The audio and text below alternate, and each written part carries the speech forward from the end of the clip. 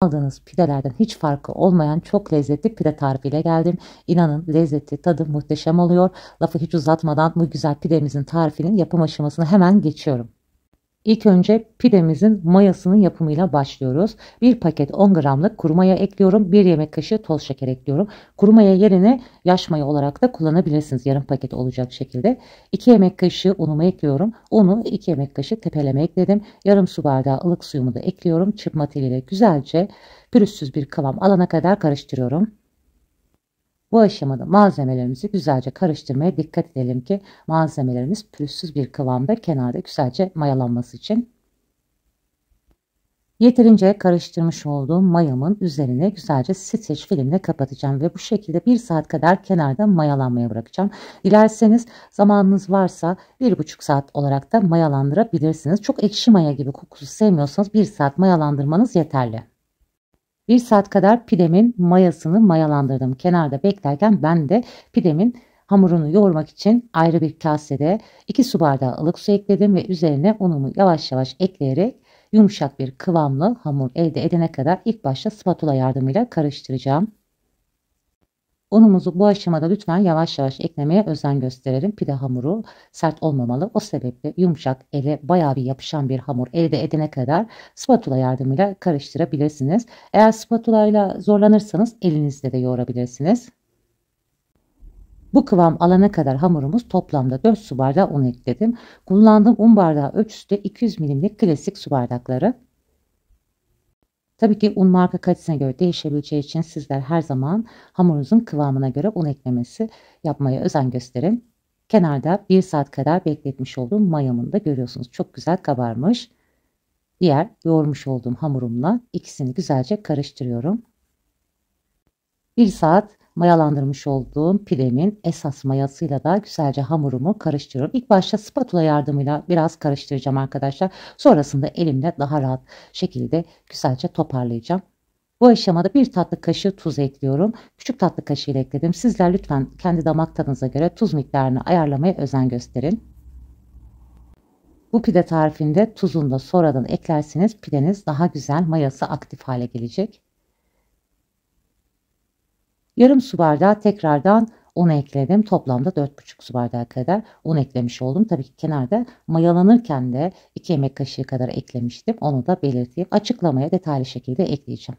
Evet arkadaşlar, ben toplamda 4,5 su bardağı kadar unumu ekledim ve elimle güzelce toparlıyorum. Spatula yardımıyla da yapabilirsiniz ama elinizle daha güzel kıvam alana kadar yoğurabilirsiniz.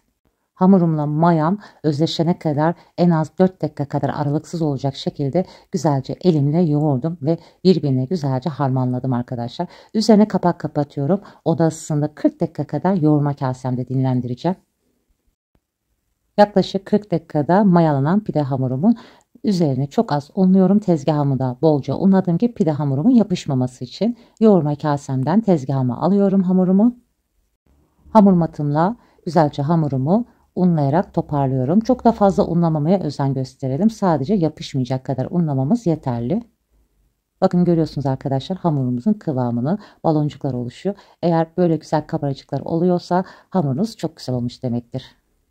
Hamurumuzu mutlaka katlayarak bu orta kısmı doğru büzüştürelim ki daha güzel mayalanıp pidemizin de çok güzel kabarması için bu işlemi yapmaya özen gösterin. Gördüğünüz gibi çok ufak dokunuşlarla güzelce hamurumu toparlıyorum. İçindeki mayanın da sönmemesi için hamurumuzu yoğurma işlemi yapmayalım bu aşamada. Toparlamış olduğum hamurumu tepsime alıyorum. Yağlı kağıt serip üzerinde güzelce unladım ki hamurumun yağlı kağıda yapışmaması için sizler de bu şekilde yapabilirsiniz. Pide hamurumu hafif elimle bastırıyorum ve sonrasında temiz bez örtüp yaklaşık yarım saat kadar tepsi mayası yapıyorum.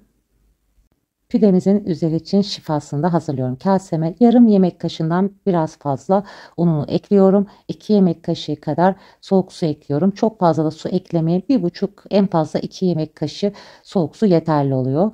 2 yemek kaşığı kaynar suyumu da ekliyorum. Şifa bulamacımızı ne kadar güzel karıştırırsak içinde de topaklanma olmaz ve pidemizin üzerine sürerken de rahatça sürebilirsiniz. Pidenin üzeri için yumurta sarısını ayrı kullanacağım. Yumurta sarımın içine yarım çay kaşığı kadar pekmez ekliyorum. Pidemin üzerine daha güzel kızarıp parlak görünmesi için. Biz yumurtayı pidede çok sevdiğimiz için yumurta sarısını ayrı ekleyeceğim. Eğer siz çok fazla yumurtalı sevmiyorsanız şifa bulamacının içine yumurta sarısını, pekmezini ekleyerek de yapabilirsiniz arkadaşlar. Bunu da belirtmiş olayım. Yumurta sarısını da şifa bulamacının içine eklerken mutlaka sıcak suyunu ekledikten sonra ve bir müddet bekledikten sonra yumurta sarısını ekleyin. Evet, pidemin üzerine şifasını sürdüm. Elimle bastırarak biraz büyütüyorum.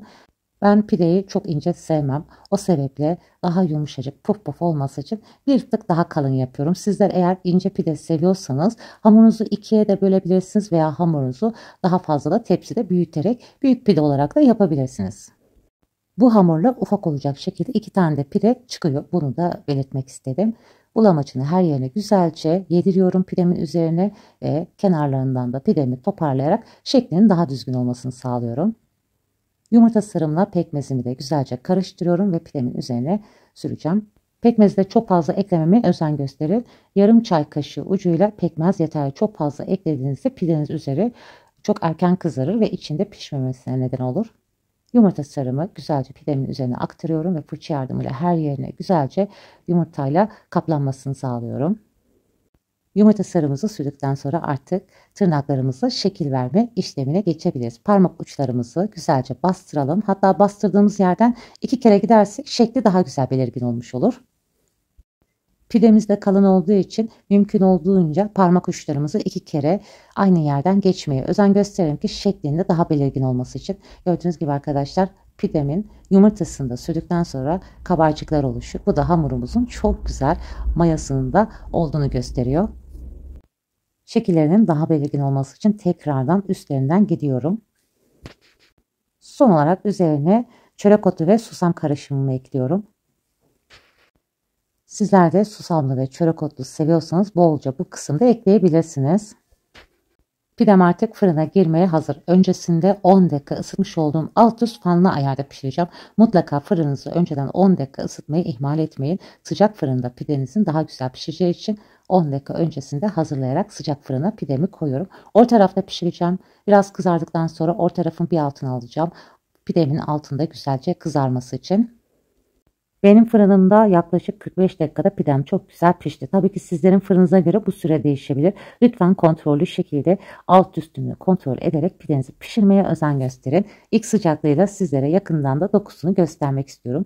Yumuşacık pide oldu arkadaşlar. Üzerine temiz bez örteceğim. 2-3 dakika ilk sıcaklığı çıkana kadar daha yumuşak olmasını bu sayede sağlayacağım.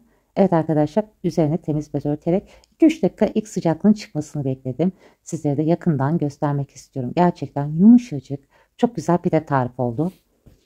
Evinizde deneyip yapabileceğiniz çok güzel pide tarifi oldu. Sizlere gönül rahatlığıyla bu pide tarifini denemenizi tavsiye ediyorum. Tabii ki dışarıdan aldığımız o pide tarifini evde mümkün değil yapmamız. Çünkü o odun kokusu, is kokusunu evde ne kadar yapsak da biz onu başaramayız. Ama bu tarifi de yapınca ne kadar lezzetli olduğunu anlayacaksınız. Bakın hemen kesiyorum ve içinin de dokusunu size gösteriyorum. Göz göz olmuş.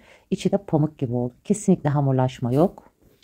Aklınıza takılan veya benim atladığım bir konuda olursa yorum yerine yazarak benimle iletişime geçebilirsiniz. Gördüğüm an hemen dönüş yapıyorum.